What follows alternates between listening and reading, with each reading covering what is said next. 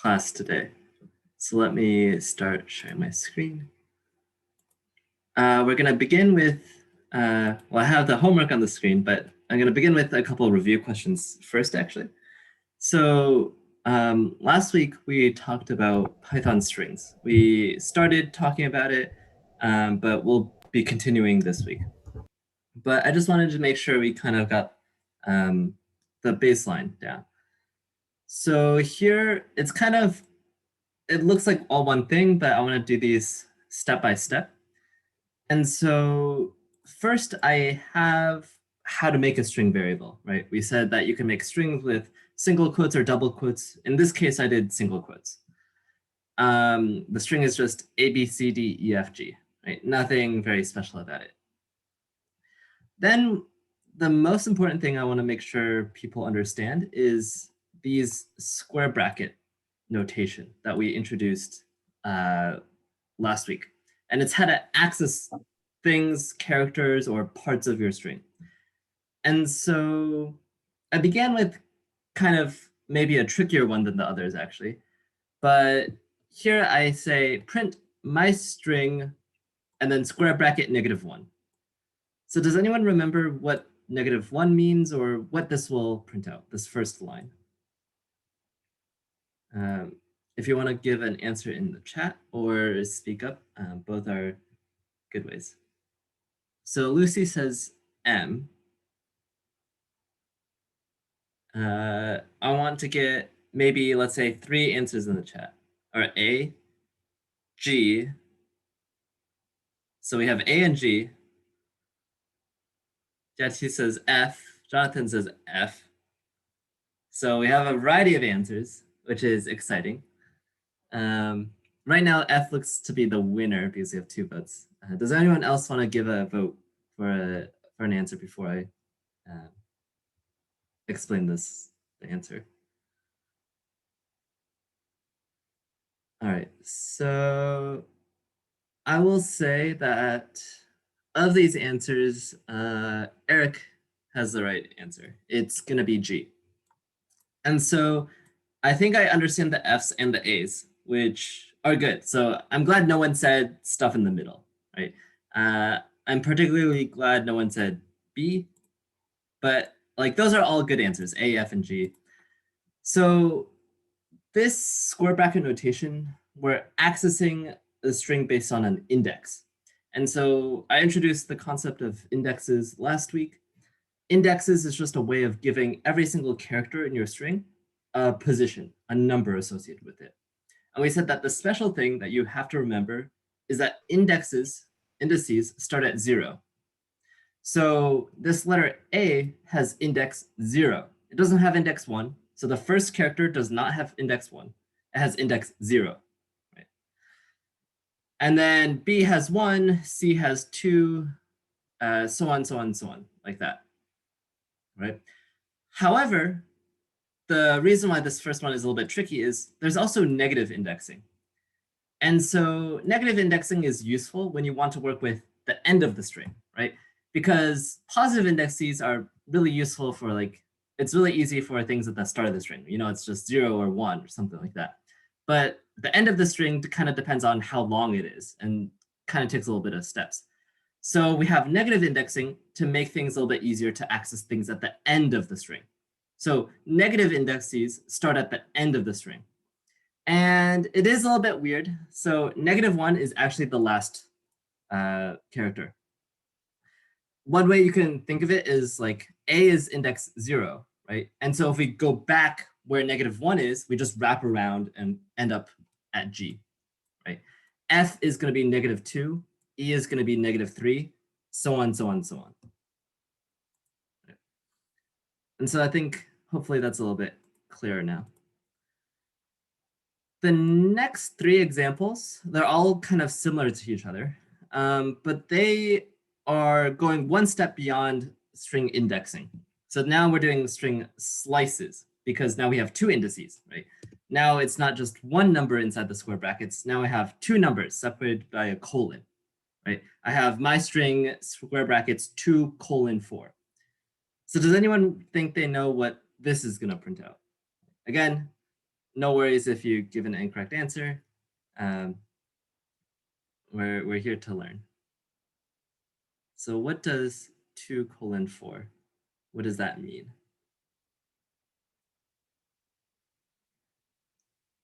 So let's see, CD Y underscore S. Yeah. So so the correct answer is CD, right? So those of you, Jiaqi and Eric, I see you have a question mark. Be confident. You guys got it right. It's CD. And so I think, Lucy, you're close, but be careful. The string that we're working with, yeah, is here. Yep. But this 2:4, what this means is we start at index 2. Yeah. No worries. It just you'll get the hang of it with more. But anyways, 2:4. So we start at index 2, right? And we end at index 4. That should be maybe your guess. However, I'm glad that people remembered. These ends, the start of the end, behave a little bit differently. So for the start, you do include the letter at index 2. So you go 0, 1, 2, that's C. You include this. 我都转进去了。 But the thing... Andrew, I think you're unmuted for now. Oh. Yeah, no problem. So, and then the 4 is the end position. But what's special about the end is you don't include it. So 0, 1, 2, 3, 4 is the E, but you don't include this. You go up to, you include everything up to it, but not E. So we started at C, we went to, but not including E, and so the answer is CD. Right. The next two are really similar to each other. They're both string slices, just like the 2:4, but now we're missing numbers, right? Instead of giving an end, we just say 3 colon, right? Instead of giving a start, we just say :2. And so let's take this one by one. Does anyone think they know what this 3 colon is gonna print out? Right, so we didn't specify an end, right? We gave it a start, but we didn't tell it where to end. So what is Python gonna pick as the end? That's the thing that this question's. Yep. So Eric says end of the word. So C, D, E, F, G. Jiaqi says D, E, F, or D, F, G. So it's gonna be D, E, F, G, I think. Or, yep, D, E, F, G. Yep. And so I think Eric said correctly, if you don't specify an ending, it just picks the end of the word as the end. But to make it convenient, like typically when you're doing this kind of notation, you do want to include the end, right? The only reason this notation exists is because we're lazy and we might not always know where the end of the string is, right? Because in this string, I think it's like 8 or something like that. In another string, it might be 22. In another string, it might be 5, right? The end of the string changes based on what string you're using. So if you're just saying, oh, I want to cut off the first 5 characters, I just want everything character 6 in the end, then this is just like a shortcut, right? You don't have to figure out the length of the string. But in those cases, you generally want the end. And so Python kind of is smart in that way. It does include the end. And so it does include this G. But otherwise, it's kind of the same thing that we talked about. The start is 3. The start is inclusive. So you start with the letter at position 3, right? So you go 0, 1, 2, 3. That's your D. And you go up to the end. So D, E, F, G. And then I think you might be able to guess what :2 is. So just, I guess, really quickly, what is this last one going to do? Print my string :2. So in this case, we don't have the start, right? In the previous one, we didn't have the end. In this one, we don't have the start. So where is it going to pick the start for us? So I see ABC and AB. I have 2 ABs. So maybe one more. So we have now 2. Okay, we have 3 for ABC and 2 for AB. So any last answers from anyone? So the answer to this is going to be AB. The reason that it's AB and not ABC is because you have to remember the end is not inclusive. So here, it's kind of similar to this example again, right? 2:4. If you remember, 0, 1, 2, 3, 4. 4 was the E, but we said this only prints out CD. It doesn't print out the E, right? It doesn't include the thing at index 4. And so for the same reason, this one does not include what's at index 2. So 0, 1, 2, that's the C. It doesn't include this. It includes everything before it, but it does not include the C. Right? And just to show you that these are all real, this is the homework, but I'll just put the code here, I guess. Oh, it's annoying. Let me copy this. It's really annoying to copy paste from PowerPoint. Let me do this though. So you can see the first one is G, the last letter. Second one's CD. The third one's D, E, F, G. And the last one's AB, right? Just like we said. With that, I do want to go over the homework. And I have kind of some notes here. I'm really glad to see most people gave in a submission, even more than the previous homework assignment, which was great. And I saw a lot of good things, and I saw a common kind of pitfall. So that's why I'm going to spend a little bit of time talking about this dangerous thing right here. So first of all, just to refresh everyone what the homework assignment was. Okay, the formatting is a little bit weird, but the first thing was I want you to take any sentence that you wanted and then do these series of replacements. So replace every T with a plus sign, replace every E with a number 3, so on and so on. Right? And then reverse the sentence and print out the result. Right? So it's kind of replacing letters with symbols and then reversing the string and printing out what the answer is. And so here is my string that I'm going to use. Right? This is what I'm starting off with. I just picked this randomly. There's no meaning to it. The only thing special is it has all the 4 different letters that we're placing, so we can see the effects. And I just print out what the original is. It just says, I ate a big pizza yesterday, whatever. Now, I have 2 kind of, no one did exactly this, but I saw some similar answers. There's 2 dangerous things that are not correct, that have a little bit of a trick to them. So the first one is this. So everyone I saw to use this replace method, which was good. It's the last thing that we talked about. Did it really quickly. And so that might have caused some of the confusion and why we had some of these dangerous answers. But first, you can see what I'm trying to do is doing these replacements, replace, replace, replace. And then I do my reversing, which I'll talk about a little bit later. And then I want to print out my string.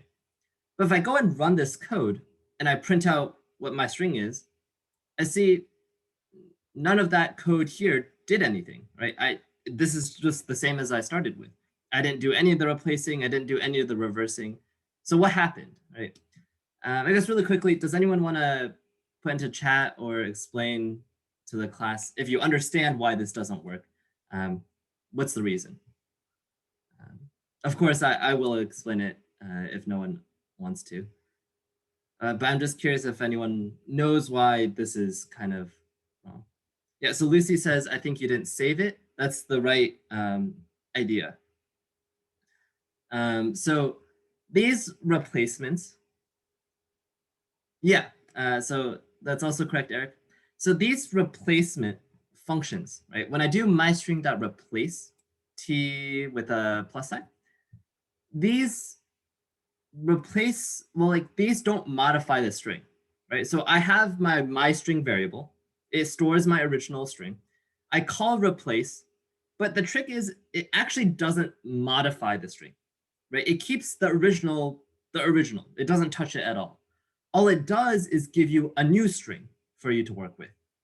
And so when you have a new string, you have to store it into a variable to use it later on, right? So here we're replacing, but we're not storing it anywhere. We're losing the result.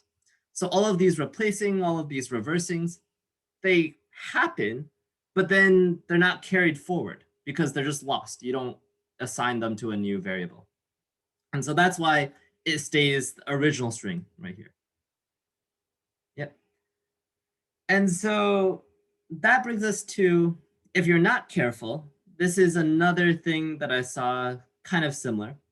And so I say v1 equals my string dot replace t with pluses, v2 equals my string dot replace b with sixes, so on, so on, so on, do my reversing, and I print out v5, my final version. But all I have is the reversing, but not any of the replacements. And so does anyone want to say really quickly, like, okay, I assigned the replacements to a new variable, but why does this still not work, right? I solved one of the problems, but there's still something off with this dangerous example. Yep, so V1, 2, 3, 4, 5, they're all different terms. And yep, so they're all separate variables. Even if I called them the same thing, right? Even if I called them all V, right? This would still not work. I guess really quickly, then why does this one not work? So now they're all the same variable name, right? I'm always using V. I'm always using the same variable, but it still doesn't work. Also, it's a little bit weird. Oh, I think I used V maybe somewhere else. So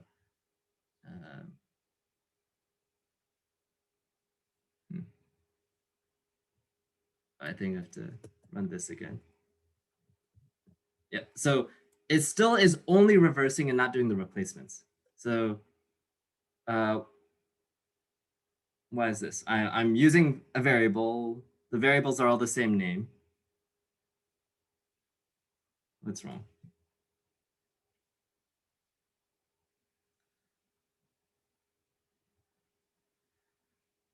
So I guess, yep. Thank you, Eric. That's what I was looking for. So if we look at, say, these two lines of code, right? It's all the same problem, but it's just between the two lines of code that follow each other. So the first one, I say v equals my string dot replace t's with pluses, right? I did that replacement. I store it into a variable. That's perfectly good. Like, this is the correct first line of code. Nothing wrong here. However, when I go to my next line of code, the problem is I'm still using my string, which is the original thing that I started with. I ate a big pizza yesterday, right? So this is still my original string. And I replace the original string b's with sixes, but then I overwrite the v, right? So I had v here, but I overwrite it with kind of not what I want. I want to replace v, the b's with sixes in v, like the modification from the previous line, right? I want to build up my changes, right? I don't want to use my string every time because my string is the original thing. It's the same every single time. But what I want instead is to build up my changes. And so that brings us to the correct solution, or one version that you could have written it. V1 equals my string dot replace. And then now V2 is V1 dot replace B with sixes. V3 is V2 dot replace, right? So here you can see I'm using the variable in the previous line, like instead of my string every single time. I'm building up the changes so that I don't lose anything. And if we look at the output, this is exactly what I want. If you read it backwards, it's I ate a big pizza yesterday, right? I have my reversing, I have all my replacements. This is the correct solution. An alternative correct solution that I actually saw, and I wanted to mention that this is something you can do in Python. It doesn't look like it, but this is actually kind of a one line, or you could call it a two-line solution. And so what actually you can do is you can chain these operations together. So you can do a replace and then immediately replace again. And so this is, I just formatted it to look a little bit nicer. But if I delete the formatting, for example, you can see that what this is actually just one line of code. If we make it one line again. If we run this just to show that it works, it's the same output as before, the correct solution, right? What I'm doing is I'm taking my string, and then we read left to right. So first we do the replacement. But if you remember, when you replace, it returns a new string. So you can think of this as when it does this first replacement, it now gives me a new string variable. I didn't give it a name yet, but it's a string variable, right? It's the new string with t's replaced with pluses. And then immediately I do another replace. I replace the b's with sixes. And so this thing I highlight is now just another string variable, right? And then now I do the next replacement. This whole thing I highlight is just another string variable. And then I just do all of these one after another on the same line, right? And then it's the same code, just on the same line, right? And then I print it out just to show it. Right? So this is kind of a one-line solution. Oftentimes in Python, you can do a lot of things in one line. Some people like it, some people don't. You could say this looks nice, or you could say this is completely unreadable. It's confusing what's going on. You can argue both sides. But I wanted to show that this is something you can do. Right. Last thing I wanted to talk about is this : :(-1). And so I'd say it's not too important, but if you're confused about this, this is what we use to reverse a string. And I, just in the interest of time, it was in last week's PowerPoints, but shortly, it's the same slice notation that we've seen already. So like in the review, it's still this slice notation with a number colon another number. In this case, we don't give it a start, we don't give it an end. And then there's another colon followed by a third number. And this was the step size. Basically, when you're going through your string, how do you move through it? And when we give it a step size of -1, it's going backwards, right? In strings and in Python, negative means backwards, right? Just like how the index -1 is the last letter. So going -1 step size means you're going backwards every time. And so when you go through the string from start to end backwards, it just reverses the string for you. Right. And so I know a couple of people got the replacements, but didn't know how to reverse the string. And so that's why I talk about that a little bit. I hope that was clear, and I'm glad that we were able to go through like why these don't work. Like they're close, they're definitely close. And if you got this, don't feel bad. The main part was just knowing how to do the replacements. And so this still even shows you that you know what to do. There was just a little bit of a trick.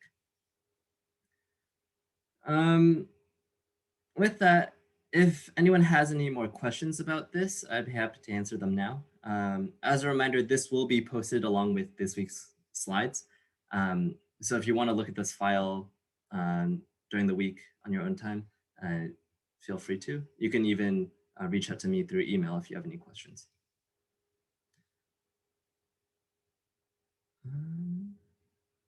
I don't see any chat messages.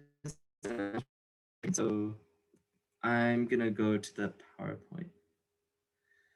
I have a couple more things to talk about for Python strings. So we saw strings and how to access things out of them, whether it's a single character or a section, a slice of the string.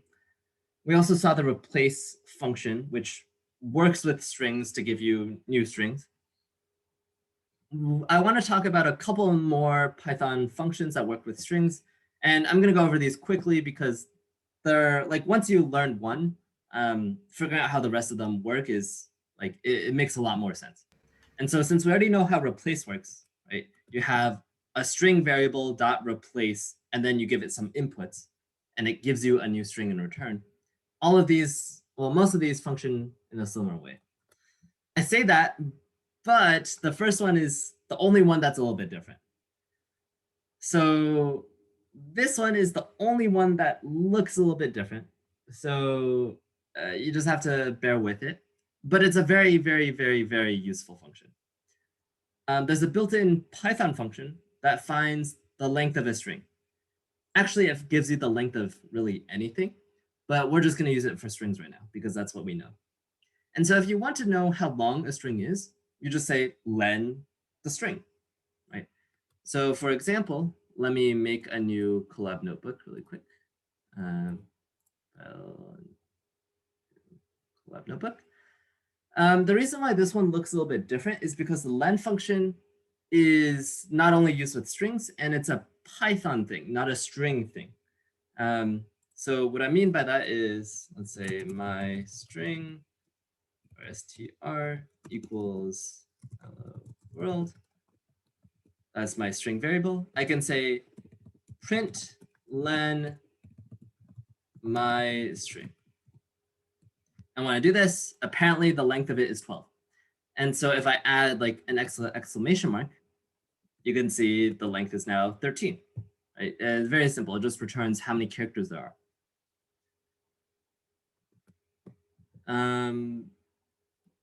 There's also these max and mins. Honestly, they're not super useful. I rarely use these, but they exist if you want. They look kind of like len. That's because they're built-in Python functions and they work with a lot of things, not just strings. And so that's why they look a little bit different. But you can find the max and min alphabetical character. So like if you sort it like in a dictionary from A to Z, what is the first letter and what's the last letter in that alphabetical order? So I can say max of my string variable, let me zoom in a little bit, is W because that's very far down the line. And min my string might be a little bit interesting. It's actually hard to see. It looks like it's printing nothing, but it's actually the space character.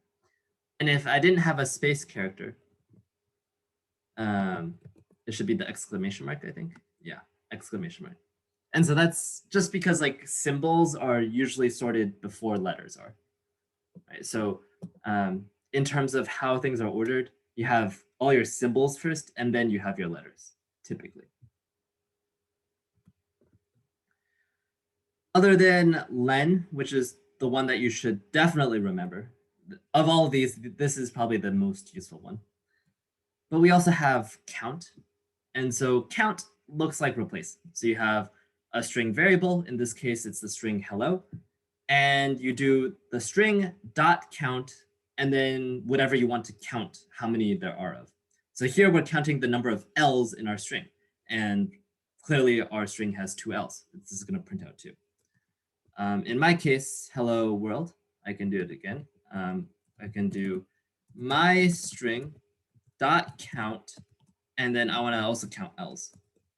And so here it has 3 because there's 2 L's in hello and there's 1 L in world, right? I can also count the number of exclamation marks, and it's 2. I can also count not just a single character, but multiple. So maybe I want to count the number of HEs in my string. And this is just going to be 1 because there's only one H followed by an E. Right? There's a lot of H's, or there's multiple H's, there's multiple E's, but there's only a single HE. There's also an optional argument that you can provide.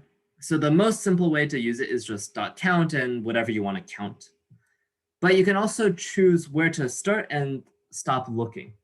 And this, I believe, behaves just like string indexing, where the first one is inclusive, the last one's exclusive. So be careful with that.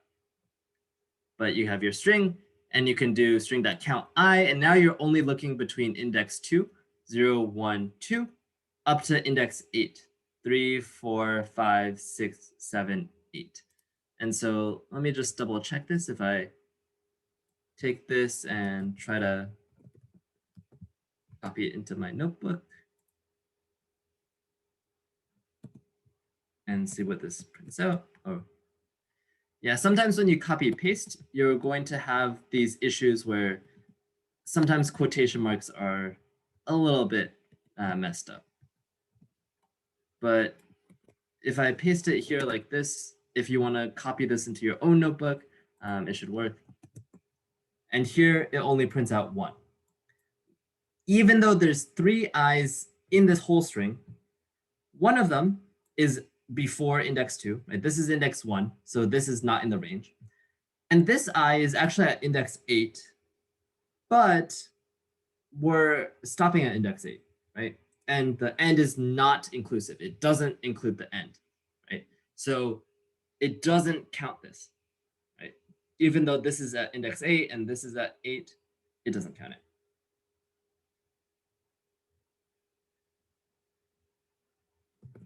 Okay. And so here, this is just a quick quiz, just like string indexing. You don't have to give it both a start and an end. You can just give a start only. And so here is the string that I'm interested in. I have kind of like the substring that I'm counting, and I want to print my string.count the number of substrings there are, which is starting at index 4, which is 0, 1, 2, 3, 4. So I'm starting at this S. The highlighting is automatically wrong. It doesn't include the I. So it's starting right here where my cursor is and going up to the end. Does anyone want to tell me what this is? So Andrew says it's B, says it's 6. Does anyone else want to give an answer? While I do that, let me pause the screen share and then copy it over so you guys can still see it. All right, so in the interest of the time, let's just run it and we can see it is 6. And so why is this 6 and not 5 or 7? Well, we're still starting to count at this S. So it does not include this IS, right? Because we're starting kind of in the middle of it, right? So we're only starting at the S. Clearly that's not an IS, so this doesn't count.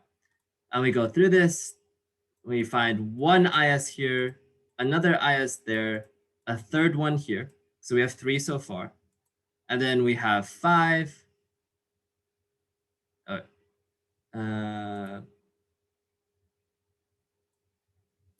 6, 7. It looks like 7.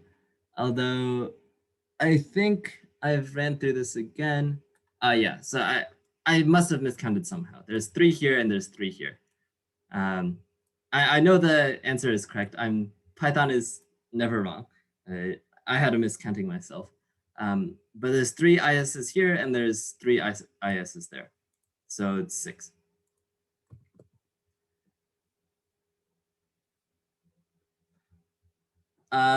Also, sometimes useful, you have these uppers and lowers functions. They do what they sound like. The upper makes your string all in uppercase. The lower makes your string all in lowercase. So for example, I can print, and then I'll just use my str1 variable dot upper. Right? And now it looks like it's shouting at me. It's all capital. If I do lower, I mean, there's no difference because it's already in lowercase. But if it was capitalized, say this, I'm going to make it IS capital, you can see it turned that capitalization down to lowercase. Okay. I'm just breezing through these because they're all kind of similar to each other, like in how you use them. And it's not super useful to memorize all these. Like when you need to use them, maybe you'll remember it, or maybe you look it up and it reminds you of going through this. I'm not even gonna go through the examples here, but there starts with, ends with. And so it just tells you yes or no. Does my string start with this substring? Does it end with this substring? Right. I'll say this strip is pretty useful actually. So this is used to remove starting and ending white space. So this is useful if you're like working with a file, you're asking a user to give in some text. Sometimes there's just spaces in front of things, spaces at the end of things. You just want to get to where the meat is. You just want to see where the string is. You don't want to care about the white space. And so you can use the strip function. This one I definitely use often. The last one I think we're going to cover is split. And so split is a little bit more complicated just because it talks about something we haven't seen before. It returns a list, which is not something we've formally talked about yet. But I think the concept of what a list is should make a lot of sense, even if we don't go into all the details. We will go probably into next week, explain what lists are in depth. But a list you can just think of as like a collection of items, right? Just like how you have a shopping list, is just a bunch of items that are grouped together. So here it returns split returns a list of substrings. So it's like a bunch of substrings that are basically separated by whatever this sep argument is. Max split is the number of splits that you can do, and this is optional. So most of the time you won't see this second argument, and see an example here. Sep is also kind of optional. By default, it's just a space. So it splits based on spaces. And so let's look at this example here, or let's go back to this string one. And so if I just do str1.split with no arguments, by default, it's going to split on the spaces and it's going to do all of them. Right? There's no maximum splits. And so if we just do this, you can see this is our list. And it's a list because it has these square brackets. It's a bunch of items separated by commas. We won't focus on that too much, but it's basically just a collection of strings, right? Each thing in our list is a string. It's my, is name, is, James is, Bond, right? And you can see this is what you get if you just like imagine taking a knife and wherever there's a space, you like chop it up. So you cut there, you cut here, so on, like that. You cut there, just like that. And so notice all the spaces are kind of removed, right? We're splitting on spaces and none of these have a space in them. I can split on something else. So I could split on, maybe I want to split on this thing, right? I want to get everything before it and everything after it. So I can split on that portion, that substring. And what that gives me is a list with two things in it, because now instead of chopping up where there's spaces, I'm chopping up only at the spot where there's this substring. So I take my knife, I cut it out, and I split it into two sections, right? I have my section before it, and I have my section after it. Split is, I'd say, reasonably useful. You might have heard of something called CSVs. It's a type of file where it's a bunch of things separated by commas. So maybe it's like Jack, comma, Leo, comma, my school is UVA, comma, my age, which is 20. And now if I split on commas, I can get each piece of my data, like my first name, my last name, my school, my age. Right? And so that's kind of where you use split. If you are given a string where there's a clear separator and you want to get every single section of it, you use split. Really quickly, since I do ask about this in the homework, the split we said returns a list. So you can store this into a variable, right? So I can say x equals string1.split. And so now when I do print x, I see the same thing I saw before. The only thing I will talk about strings for now is that they have a lot of the same features that we talked about for strings for so long. Indexing, slicing, negative indexes, all of those apply to lists as well. So for example, just like how in a string, each index is like a position in the string, right? Each character has an index, that's its position. You have your first character at index 0, you have your last character at index -1.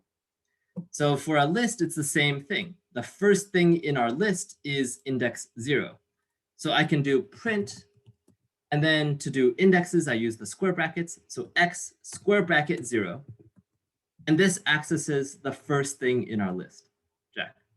I can access the second thing with a different index, right? I can access the last thing with the negative indexing. -1 is now 20. So for now, that's all you have to know. This gives you a little bit of how to work with lists, right? It's kind of the same thing as strings. You have your indexes, you just have to remember you start at 0. So if you want the 5th item in your list, you actually want index 4, right? Because the second item in your list, right? This is the second item, has index 1. It's like 1 less. That's the only thing you have to know about this for now.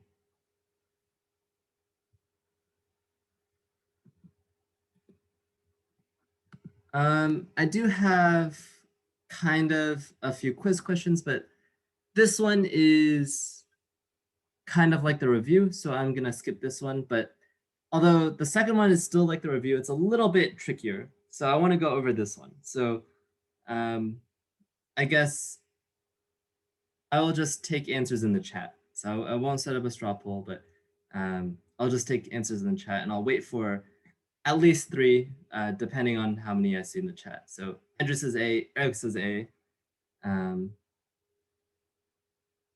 Let's see, let's get at least 3 answers. Lucy says A, so that's 3, but if anyone wants to give another answer, okay. I see a lot of A's, no one's disagreeing, and that's correct because the answer is C, or well, the answer is A, which is the letter C, right? So this is negative indexing, where the last one is -1, right? The second to last one is -2.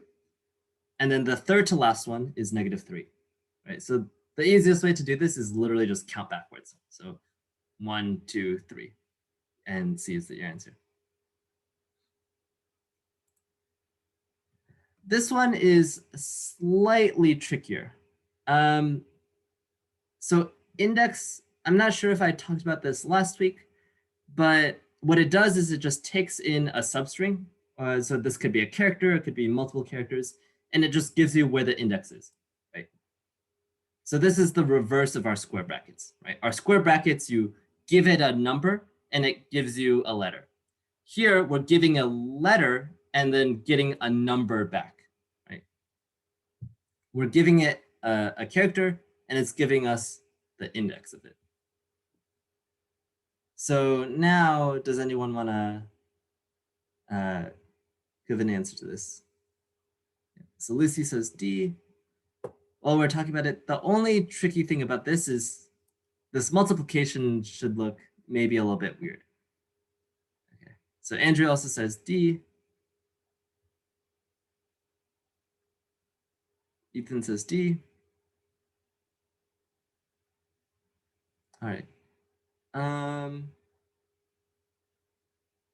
All right, so D is the correct answer, and I know we have a little bit less answers for this one, so I think this is definitely a little bit trickier question. Maybe Andrew, do you want to explain why this is D?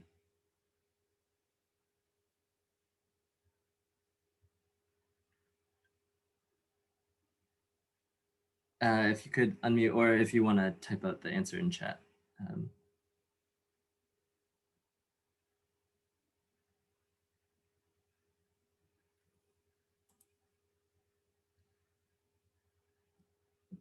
Okay, yep. So Lucy, that's correct. So S square bracket 1, this is accessing our string at a given index. So we give it index 1 and we want to see what it is. And yep, Andrew, the same answer, same also is correct. Yep. So S1 gives us the character at index 1. And so that's why. Yep. S dot index of n is we go through our string and find where n is. So that's not an n, that's not an n, so on, so on, so on. And we find an n right here, right? If there happens to be more n's here, so like if there happens to be an n there, it doesn't matter. It just finds the first one. And so it finds an n right here and it says, okay, what's the index of it? 0, 1, 2, 3, 4, 5. So what this is at the end of the day is it's y, should be careful here, it's a string y times the number 5. And so this is the second tricky part of this. We said that you can add strings together, but you can also multiply a string with a number. And what that does is it takes the string and repeats it that many number of times. And so we're taking y and repeating it 5 times. That's why we get d. Y, y, y, y, y. Okay.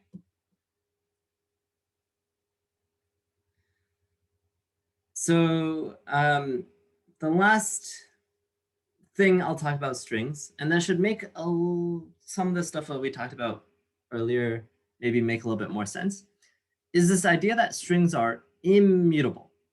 And so breaking this down, mutable, like mutate, for example, mutate means to change, right? So to be immutable means that you can't be changed. And so that's exactly what this means. Strings cannot be changed. Right? What this means is if you have a string, speed car, for example, and you say, okay, I want now the character index 2 to be P. I assign P to A2. This is not allowed. This will give you an error. And so just to show it off, right? A equals speed, speed car. And I want to do A2 equals P. So I'm trying to change the character index 2, which is this E, to a P. Right? If I try to do this, it's going to give me an error. It says, the string object does not support item assignment. That's a fancy way of saying it's immutable. Right? It doesn't support it. You can't do it. You can't do an assignment because you can't change things. And so that's the real reason why everything we've talked about, replace, upper, lower, they don't change your string because you can't. They're immutable. You're not allowed to. Only thing you're allowed to do is create a new string that's a copy of it with the changes already applied. And the reason for this is strings, once they're created, are fixed. They can't be changed. If you want something different, you have to make a new string. Right? This is not only a thing in Python, but this is a thing common to other programming languages. And that's just a fun fact, I guess. But for example, if we look at the upper function that we said takes your string and makes it to uppercase, you can call upper and it will give you a copy of the string with everything capitalized. But if you print out A again, print out the original string, you'll see that it's the same.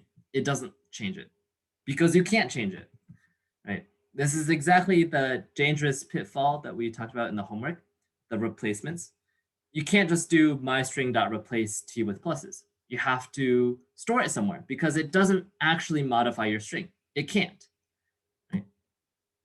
This is true of every single string function that we talked about. Anything that looks like it might modify it, so like upper, lower, replace, even like split, those sort of things, it doesn't touch your original string. It always leaves it alone. All it does is create a new version of it with what you want. That's it for Python strings. And we have 10 minutes. And with that, I will introduce the next topic, which is very short. We might even get to finish it today. But if not, no worries. Don't need to rush through things. But does anyone have any questions about Python strings? This is kind of the end of the line for this. We'll be still using it, but this is the lecture content, I guess, for Python strings.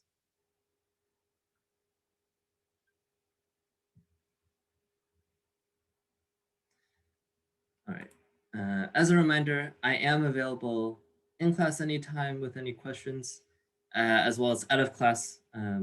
My email is posted along with the slides That's the very first slide. You can always reach out to me on email or Google Classroom. But with the time left, I want to talk about Booleans.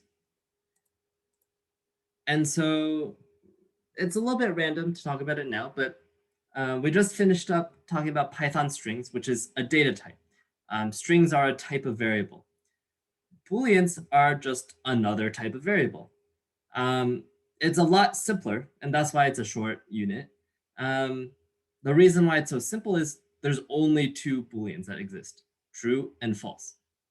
So Booleans are a data type that tell you, that store truthy values, true or false. A lot of other variables can actually be converted to Booleans, and we'll talk about that. That's the kind of main tricky part about Booleans. But yeah. The thing that you have to know with Booleans is that there's a couple operators that you can use. So you can check if, so here, you have or, you have and you have not. So for or, basically, you have x and you have y. These are two different Booleans. If either one is true, then the whole expression is true.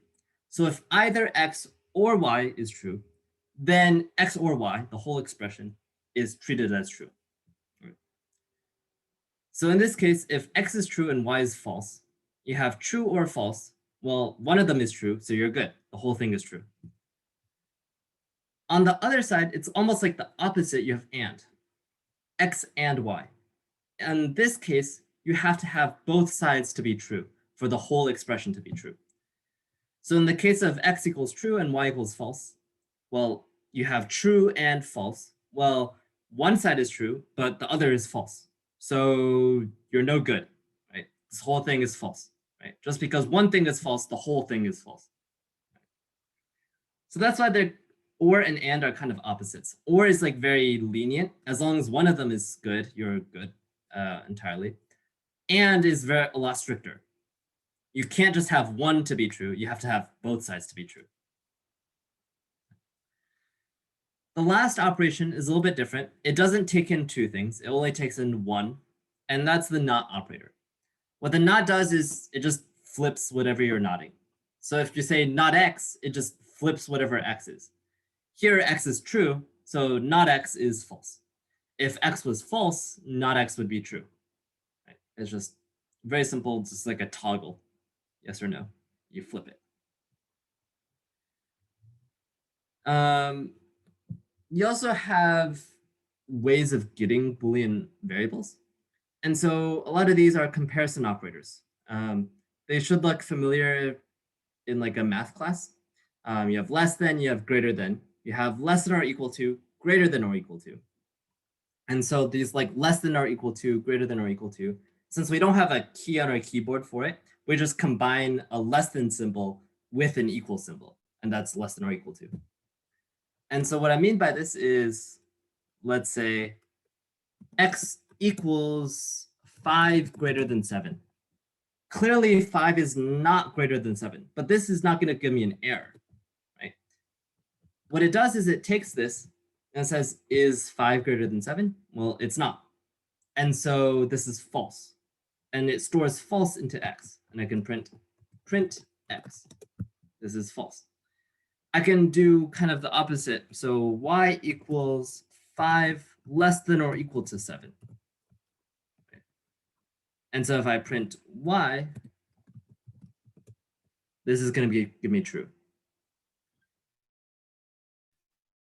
If I do print x or y, can anyone tell me what this is going to print out? Hint, there's only two guesses that you can make, true or false, because it's going to be a Boolean. So you have a 50-50 if you want to just guess. But I see Andrew has true, Eric says true, Lucy says true. Those are not guesses, that is the correct answer. It's true because x is false, but y is true. So one of these is true, the whole thing is true. If we print this, it's going to be true. Notice if you're working in Colab or really any Python editor, when you type like or if I type and, it does some highlighting. Here it's highlighted blue. It just shows that it's a special symbol. It does something special. The only kind of interesting thing here is really the equals and the not equals. So the reason why it's interesting is that to check if two things are equal, so check if variable A is equal to variable B, you can't just do a simple equal sign because that's assignment, right? If you try to do A single equal sign B, that's going to try to assign whatever B has into the variable A. But you're not trying to do assignment, you're trying to do comparison. So since equal sign, the single equal sign is already taken up, we have no choice but to do two equal signs to kind of separate them from each other. And so that's why equals is two equal signs, right? Not equals, not can be, is commonly associated with an exclamation mark. So exclamation mark reverses things. So here, the difference between equals and not equals is that you replace one of the equal signs with the exclamation mark. And that's checking if they're not equal. So x exclamation mark equals y checks if x is not equal to y. You also have is and is not. They're a little bit more complicated. The difference is object identity. A lot of the times it's the same as equals, and a lot of the times is not is the same as not equals. We won't really get into the differences here. For the most part, they do similar things. So for now, you can almost treat them the same as equals and not equals. I think the last thing I'll talk about now, and we're basically done with Booleans actually, is the bool function. And so the bool function, we said that a lot of variables can be converted to Booleans. The bool function just allows us to do that. It converts pretty much anything you want into a Boolean. And so how it does this might be a little bit weird at first. And so we can go through a couple examples here. So put it in chat, but also put it here. Or put it in here. So the first one, bool, the string Python, is true for some reason. Bool of the number 5 is true for some reason. Bool of 0, however, is false. So I guess based on this pattern of sorts, can anyone guess what the false string would be? Right? We saw that Python is a true string, right? This evaluates to true if we use bool on it. Can anyone guess what is the string that evaluates to false?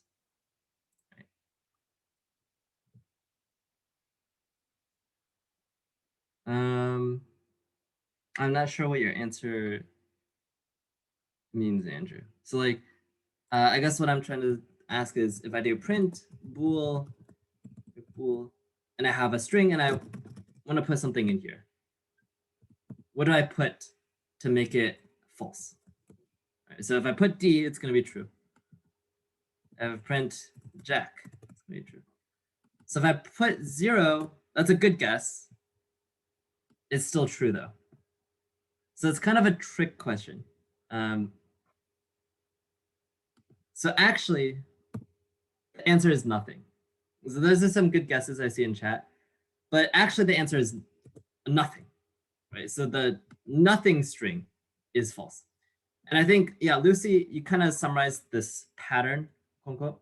If it's an quote unquote empty value, then it's false. And what it means to be empty depends on what type of variable you're putting in. So if you're putting in numbers, the empty value is 0, right? That kind of makes sense. If you're putting in strings, the empty value is the empty string, right? There's nothing in there. We talked about lists. The false list is the empty list. So any list that has values is true. Any list that doesn't have values is false. Right? And so that's summarized on this slide. Almost anything is evaluated true. So bool on anything is almost always true, except when that thing is kind of empty or none. So for example, any string that you put is true except for the empty string. Any number you put in is true except for 0.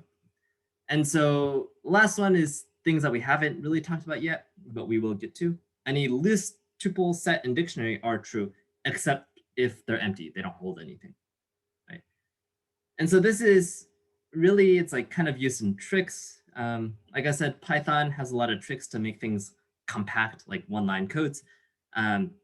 The truthiness of non-Booleans, like the truthiness of a string, can be exploited sometimes, and just make kind of compact code, but unreadable code, I'd say.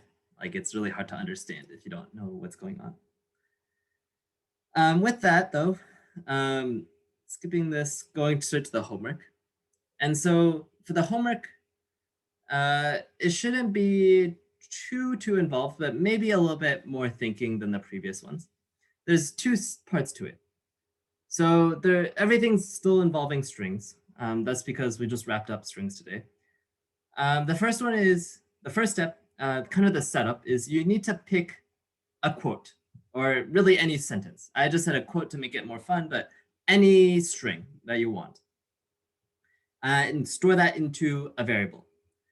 What I want you to do in the first part is find the percentage of letters that are vowels. And so we talked about one function that would be really useful here. And the hint says, look at the count function. And you might need to use multiple counts. How you do that, I'm gonna leave that up to you.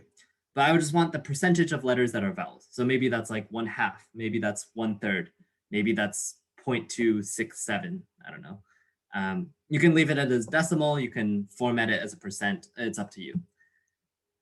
The second part is using the split function because it's kind of a useful function. I want you to practice with it. I want you to take your quote or your sentence, cut it up into individual words, and print out the last word in your string. And so split should give you a list. Basically, how do you access the last thing in the list? That's what the number 2 is testing. And so this is posted on Google Classroom. It should actually already posted, along with the slides, as well as the homework solutions from last week. That's all I have for today's class. Thank you for sticking with me. If you have any questions, I'll be sticking around as always, but if you don't have any questions, I'll see you next week. Excuse me, I have a question. Oh, yeah. So I joined the Google Classroom already. So do you see the link to or Pascal or Classroom? Yeah. So where's the code? Oh, it's right here. So I'll